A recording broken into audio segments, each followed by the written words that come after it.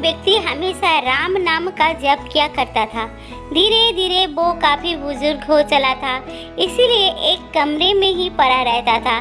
जब कभी भी उसे सोच स्नान आदि के लिए जाना होता तो वो अपने बेटे को आवाज लगाता था और बेटे ले जाते थे।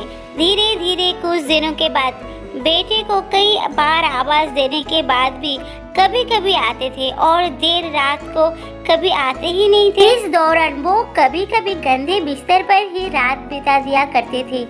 अब और बुरा होने के कारण उन्हें कम दिखाई देने लगा था। एक दिन रात को निवृत्त होने के लिए जैसे ही आवाज लगाई, तुरंत ही एक लड़का आता है और बड़े ही कोमल स्पर्श के साथ उनको निवृत्त करवा कर बिस्तर देता है। अब ये रोज का नियम हो गया था।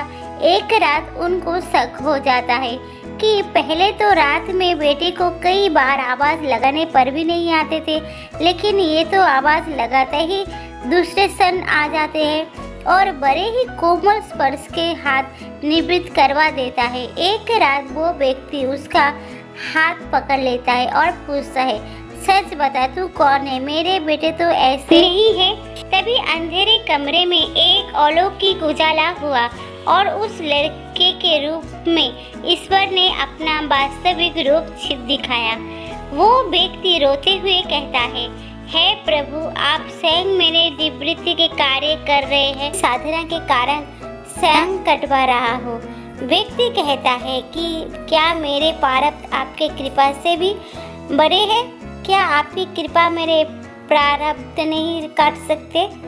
प्रभु कहते हैं कि मेरी कृपा सर्वोपरि है। ये आवश्यक है कि आपके प्रारब्ध काट सकते हैं, लेकिन फिर अगले जन्म में ये प्रारब्ध भुगतने फिर से आना होगा। यही कर्म नियम है। इसीलिए आपके प्रारब्ध में स्वयं अपने हाथों से कटवाकर इस जन्म मरण से मुक्ति देना चाहता हो। ईश्वर कहते हैं प्रारब्ध 3 तरह के होते हैं, मंद, तीव्र तथा तीव्रतम। मंद प्रारब्ध मेरे नाम जपने पर कट जाते हैं, पर तीव्रतम प्रारब्ध भुगतने ही पड़ते हैं, चाहे अवतार होकर आओ। लेकिन जो हर समय श्रद्धा और विश्वास से मुझे जपते हैं, उनके प्रारब्ध में स्वयं साथ रहकर कटवाता हूँ और तीव्रता एहसास नहीं होने देता हूँ। प्रारब्ध पहले रचा है, पीछे रचा शरीर।